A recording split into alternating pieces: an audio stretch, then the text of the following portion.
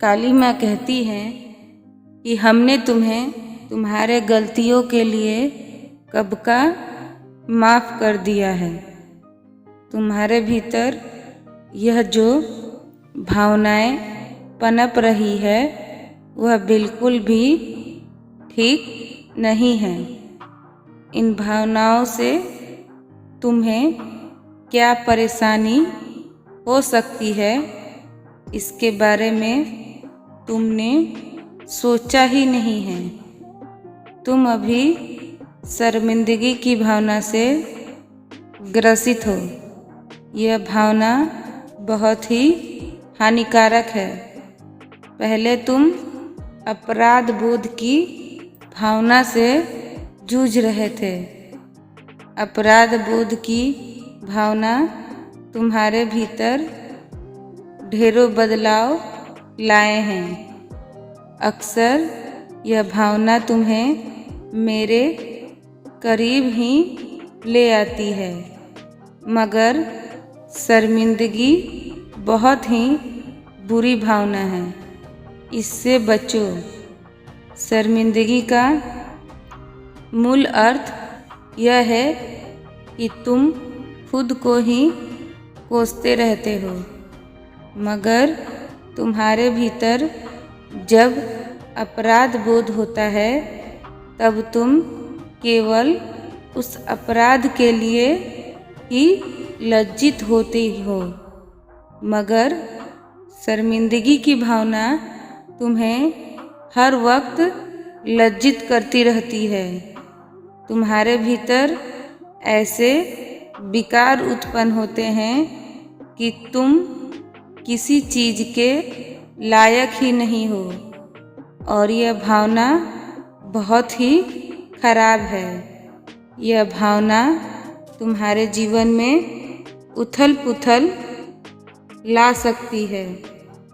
इस भावना के कारण ही तुम्हें दूसरों की गलतियाँ नहीं दिखती है। तुमको उनका गलत व्यवहार भी अच्छा लगता है, क्योंकि तुम खुद को ही उस व्यवहार का दोषी मानती हो। इसलिए आज और अभी तुम यह वचन लो कि तुम और इस बुरी भावना से ग्रसित नहीं होगी। मैं तुम्हें कुछ उपाय बताती हूँ। तुम्हारे मन में जो अपराध बोध की भावना है, जो शर्मिंदगी है, वह किसी ऐसे व्यक्ति से बताओ जिस पे तुम भरोसा करते हो। इससे यह भावना धीरे धीरे तुम्हारे भीतर खत्म होगी। और इस बात का विशेष ध्यान रखना कि तुम जैसे भी हो, तुम्हें हमने बनाया है, और हमारी बनाई गई वस्तु कभी खराब हो ही नहीं सकती। इसलिए ऐसा बिल्कुल मत सोचो। और जो मूल बात है वह यह है कि जो बीत गया उसे भूल जाओ। तुमने जो पिछले समय में गलतियाँ की हैं उसे भूल जाओ। उसे अब बार बार दोहराने की ज़रूरत नहीं। अपने अतीत का पूर्वाभास बंद कर दो। जो हुआ सो हुआ। उसने तुम्हें सीख ही दी है। इसलिए अब समय आ गया है कि तुम अब इस भावना से ऊपर उठो और आगे बढ़ो।